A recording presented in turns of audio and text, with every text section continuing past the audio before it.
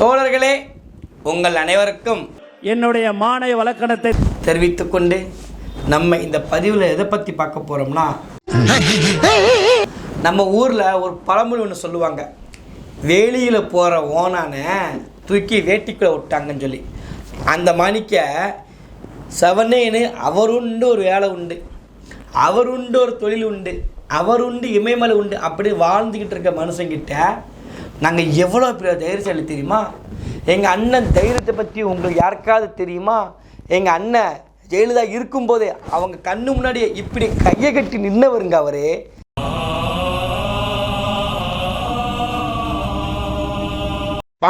ஜெயலலிதா அவர்கள் வரும்போது காரு முன்னாடி கொரோனாட்டில் இப்படி கையை கட்டி நின்னவருங்க எங்கள் அண்ணன். அப்படிப்பட்ட எங்கள் அண்ணன் தைரியசாலி.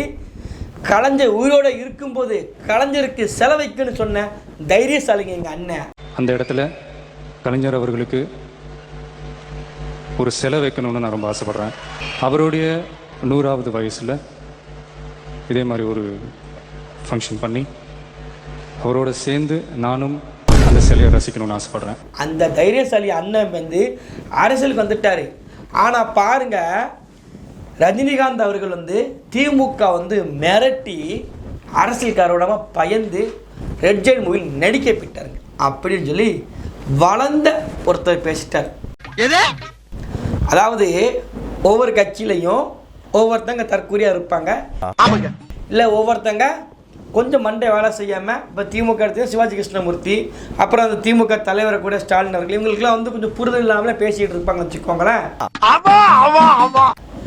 ஆனால் ஒரே ஒரு கட்சி தான் உலக வரலாற்றில் தலைவனில் இருந்து, எப்படி தலைவனில் இருந்து அடிமட்ட தொண்டன் வரைக்கும் ஒன்று போல கூமுட்டியாக இருக்கக்கூடிய ஒரு கட்சி உண்டுன்னா அது தாவைக்கா என்கின்ற தற்கொலை கட்சி மட்டும்தான். இப்போ இந்த தாவைக்கா தற்கொலை கட்சியிலிருந்து சம்பந்தமே இல்லாமல் சூப்பர் ஸ்டார் ரஜினிகாந்த் அவர்களை பற்றி இழுத்து விட்டு போயிட்டாங்க. இப்போ இழுத்து விட்டு போன உடனே எல்லாரும் ஒன்று கூட்டிட்டாங்க.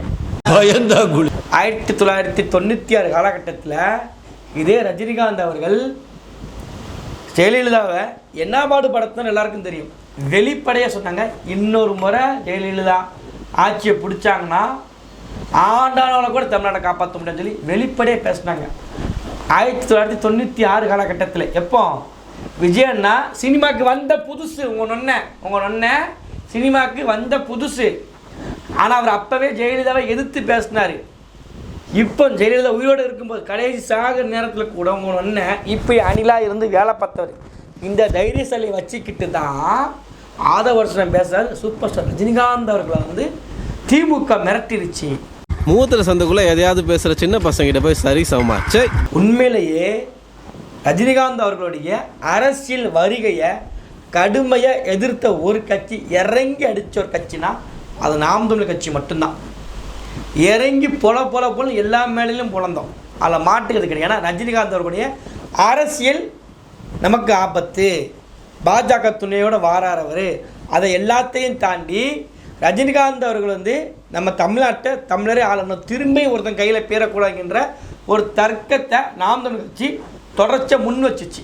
எடப்பாடியோ இல்லை திருமாவளவர்களோ இல்லை திருமுருகன் காந்தி, அது அரசியலே கிடையாது இருந்தால் சொல்கிறேன், திருமுருகன் காந்தியோ வைகோவோ இல்லை இப்போ சொல்கிறாங்களா திமுக மிரட்டிச்சு சொல்கிறாங்க, இந்த திமுகவோ ஒரு இடத்துல கூட ரஜினிகாந்தோடைய அரசியலை பேசவே இல்லை, கடந்து போயிட்டே இருந்தாங்க.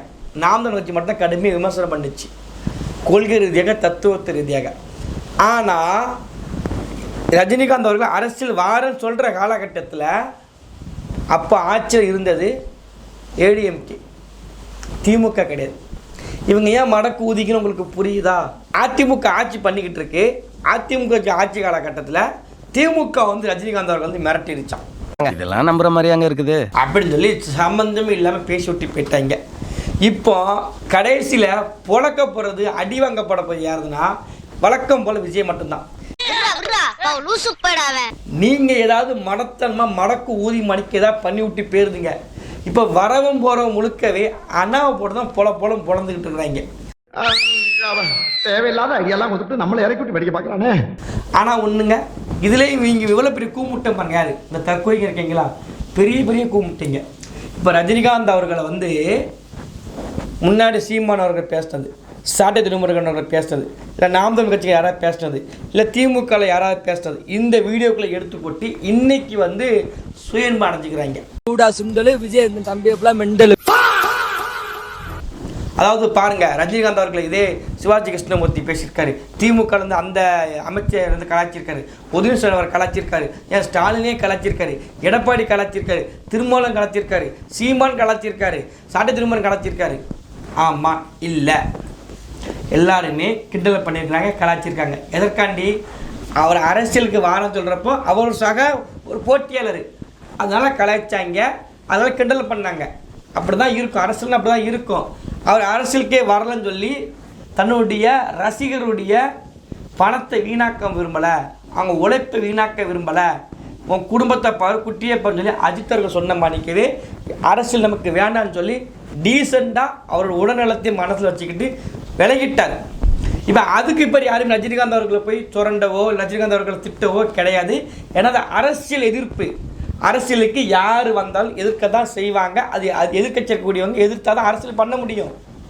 ஆனால் அதை இப்போ தூக்கி வந்துக்கிட்டு பாருங்கள், ரஜினிகாந்த் அவர்கள் இவங்களாம் திட்டினாங்க அப்படின்ட்டு. ஆனால் அப்படி பார்த்தாலும் கூட ரஜினிகாந்த் அவர்களை திட்டுனை தாண்டி இந்த தமிழ்நாட்டு அரசியல் ஜோக்கராக சுற்றி கிடக்க போகிறவங்க உங்கள் நொன்னனை புலந்தா அடிக்கிற அடிக்கு மாதிரி யாருமே கிடையாது.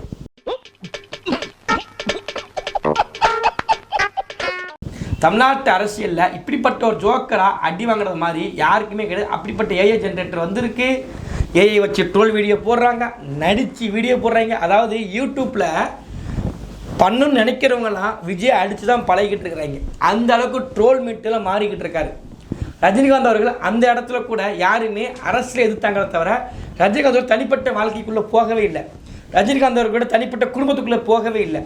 ஆனால் விஜயன் ஒன்றும் அப்படி கிடையாது. அது விட்டேக்கள் நிறைய பேர் வந்து அவர் குடிக்கிறதுல இருந்து, அவர் மண்டையில் இருந்து மண்டை முடிக்குள்ள கூடிய மூளை தனிப்பட்ட குடும்பம் வரைக்கும் சந்தி சிரித்து போட்டு பொழந்துக்கிட்டு இருக்கிறாங்க. அடி தாங்க முடியாமல் உங்களை ஒன்று இருக்காருலாம், மேடையில் 2 கூட்டம் கடைசியாக சேலத்தில் தஞ்சாவூரில் 2 கூட்டத்துலேயும் கண்ணீர் ஒன்று தான் வடிக்கலை. மேடையில் அந்த பொன வண்டி மாதிரி மேலே வச்சுருக்காரு. அந்த பொன வண்டி மேலே ஏறி அழுவலை.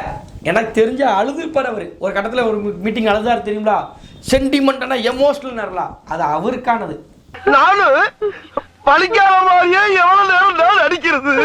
அவருக்கு அழுக தாங்க முடியல. அடினா அடி அப்படிப்பட்ட அடி வாங்கிக்கிட்டு தெம்பா நின்றுருக்காரு உங்க ஒன்றை. ஆனால் ரஜினிகாந்த் அவர்கள் அப்படி யாருமே அரசியல் இருந்து விமர்சனம் பண்ணாங்களே தவிர தனிப்பட்ட வாழ்க்கையவோ தனிப்பட்ட ரஜினிகாந்த் அவர்களோ எதுக்கவே இல்லை, எதுக்கவும் மாட்டாங்க. ஏன்னா அவருடைய வாழ்க்கை தனிப்பட்ட வாழ்க்கை ஒழுக்கமாக இருந்துச்சு. உங்கள் நொன்னனும் மணிக்கே கிடையாது. நீ கேட்ட ஒவ்வொரு கேள்வி என்ன செருப்பால் அடிச்ச மாதிரி இருக்குடா. மாதிரி இல்ல, உண்மையிலே செருப்பால தான் அடிச்சது. கிட்டத்தட்ட எத்தனை வருஷம் குடும்ப வாழ்க்கைன்னு யோசிச்சு பாருங்க. அத்தனை வருஷம் குடும்ப வாழ்க்கையில் அவருடைய மனைவியோ இல்லை குடும்பத்தினங்களோ அவர் மேலே புகார் சொல்லலை. பெத்த பிள்ளை பார்க்க வக்கு இல்லை அப்படின்னு நெட்டில் கேட்குறாங்க. பெத்த பிள்ளை கிராஜுவேஷனுக்கு போக துப்பு இல்லை, துப்பு கட்ட அப்படின்னு இன்ஸ்டாகிராமில் கேட்குறாங்க. கெட்டின பொண்டாட்டி கூட இருக்க வக்கு இல்லை, மானம் கட்டவன அப்படின்னு சொல்லி ட்விட்டரில் களி கட்டுக்கிறாங்க. இந்த லட்சணத்தில் திரிசா கூட ஒரே சட்டை ஒரே காரில் ஒரே மேட்சிங்காக ட்ரெஸ்ஸை போட்டு என்ன விளக்குமாருக்கு வந்து நிற்கன்னு சொல்லி யூடியூப்பில் கிளிக்கிறாங்க. இதெல்லாம் நான் அப்படி பேசவே மாட்டேன். நான் விஜயோட தனிப்பட்ட முடிவை பற்றி நிற்க நான் பேசியிருக்கேன், பேசவே மாட்டேன். இல்லை இப்படிலாம் பேசுகிறாங்க, தகவல் உணவுகிட்ட கடத்திருப்பேன் நான் வந்து. அவ்வளோதான், நம்ம வந்து ஒரு இமிடியேட்டர். அங்கே இப்படிலாம் பேசுகிறாங்க. அப்போ விஜயை பற்றி, விஜய் ஒரு கோலை, விஜய் ஒரு பயந்தாங்குழி, விஜய் ஒரு பண்ணையார் தப்பாடிச்சுக்கிறாங்க அப்படின்னு சொல்கிறாங்க. இமிடியேட்டராக சொல்லியிருப்பேனே தவிர நான் அப்போ விஜய் சொல்ல மாட்டேன். ஆனால் இந்த இடத்துல கூட உங்கள் அண்ணன் உச்சத்தில் இருக்கிறதுனா தெரியுமா? உண்மை உச்சத்தில் தான் இருந்திருக்காரு. எந்த இடத்துலனா உங்கள் நொண்ணை இருக்காருல்ல, உங்கள் நொண்ணை அடிவாங்கிறதுல உச்சத்தில் இருக்கார், மண்டி போகிறதுல உச்சத்தில் இருக்கார். நீ நினைக்கிற மாதிரிலாம் ஒன்றும் இல்லை. கையெடுத்து இப்படி கும்பிடுறதுல உச்சத்தில் இருக்கார். கார் வரும்போது இப்படி கீழே குனிஞ்சு டயர் நக்குறதுல பார்த்தா தெரியுமா? அப்போ உச்சத்தில் இருக்கார். கொடநாட்டில் அப்படி கார் வரும்போது இப்படி கையை கட்டி இப்படி நின்னது அப்பா அம்மா நிற்க வச்சாங்க தெரியுமா? அந்த இடத்துல ஒன்று உச்சத்தில் இருக்கார். கருணாநிதி உயிரோடு இருக்கும்போது அந்த பக்கத்து தென்னை மரத்தர் குத்து ஏனி சத்தர் குத்துன்னு நம்ம நினைக்க, கருணாநிதி இருக்கும்போது கருணாநிதி முன்னாடி உங்களுக்கு ஒரு செலவு வைக்கிறோம்யா, எனக்கு அதான் என் ஆசைன்னு சொல்லி அந்த இடத்துல உச்சத்தில் இருக்கார்.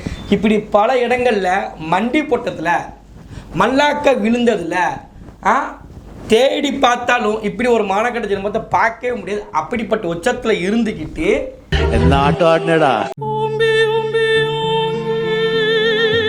இவருக்காக இந்த வளர்ந்தவர் பேசி இப்போ அடி வாங்குறதுக்குன்னே செதுக்கப்பட்ட சிலையா அந்த போண்டா வந்து நின்றுக்கிட்டு இருக்காரு. எந்த செருப்பால் அடிக்கிறது? அவ்வளவு வெறி மாப்பிளைக்கு. கடைசியே ஒன்றே ஒன்று தான், இவங்களுக்குன்ட்டு யாராவது 1-2 பேர் ஓட்டு போட மணலில் இருந்திருப்பாங்க. இருக்கிற முழுக்கவே எனக்கு தப்பி தவறி கூட விஜய்க்கு ஓட்டு போட்டக்கூடாதுங்கிற வேலையை கணக்கச்சிதம் ஆதவர்த்தன் உள்ளே போய் சூப்பராக பண்ணிக்கிட்டு இருக்காரு. ஏன் நம்ம தலைவரை எலெக்ஷன் அன்னைக்கு கருப்பு சிவப்பு சைக்கிளோட வந்து உங்களுக்கு ஆதரவு கொடுக்குறேன்னு சொன்னாரு. உங்களுக்கெல்லாம் வந்து நன்றி உணர்வு இல்லை? செந்தில்னா நம்ம தான் நம்பி பேசலாம்ண்ணா. தொடர்ச்சியாக பண்ணுங்க, நிறைய அடி வாங்குங்க. சூப்பர் ஸ்டார் ரஜினிகாந்த் சொன்னது தான், காலம் பேசாது, ஆனால் காலம் காத்திருந்து பதில் சொல்லும்.